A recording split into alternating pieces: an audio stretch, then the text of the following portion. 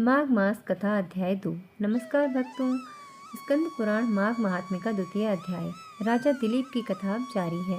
जय श्री हरि। राजा दिलीप तपस्वी के वचनों से मंत्रमुग्ध होकर उसी सरोवर में दोबारा स्नान करने लगे।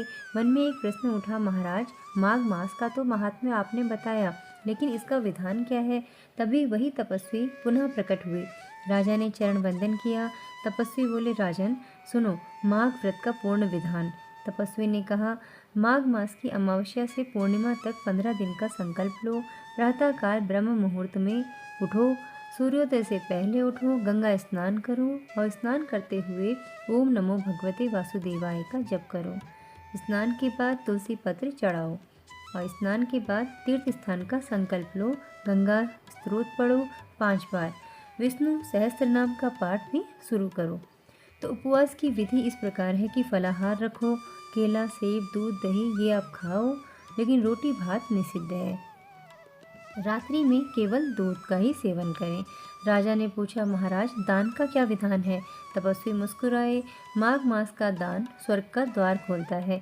अमावस्या के दिन काले तिल का दान करो, प्रतिपदा के दिन जौ का दान करो और द्वितीया के दिन गेहूं का दान करना चाहिए। पूर्णिमा के दिन गुड़ चने दान, ये सबसे ज़्यादा महत्व इसका है और सबसे ज़्यादा विशेष माना जाता है दानों में गाय का दान, ब्राह्मण का भोजन और वस्त्र दान। जो ये करता है वह पितृ तृप्ति पाता है। राजा ने कहा, घर लौटकर कैसे करूं? तपस्वी बोले, राजन गंगा ना हो तो नदी, नदी ना हो तो कुएं का जल, घर में ही तीर्थ स्थान का संकल्प लो। कलश में जल भरकर गंगा माता का ध्यान करो, तुलसी पत्र डालो, स्नान करो। गंगे च यमुने चैव मंत्र जपो, विष्णु पूजा करो। फिर तपस्वी ने गहन रहस्य बताया। राजन माघ मास के स्नान का वैज्ञानिक रहस्य भी जानो।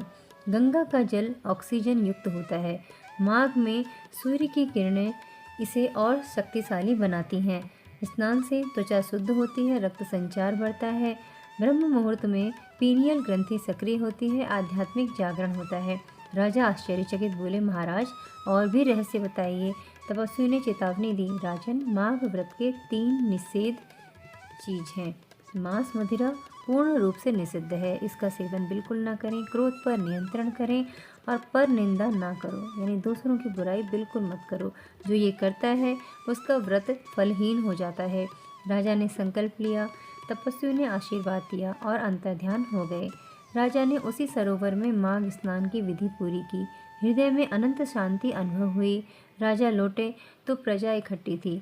राजा ने माघ महात्म्य सुनाया। पूरा राज्य माघ व्रत में लीन हो गया, लेकिन अगले दिन एक चमत्कार हुआ जिसने सबको स्तब्ध कर दिया।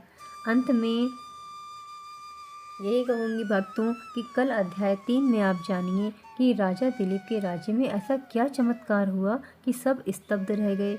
एक रोगी को क्या हो गया था? तो सब्सक्राइब करें, बेल आइकन दबाओ, वरना चमत्कार मिस हो जाएगा। जय श्री हरि।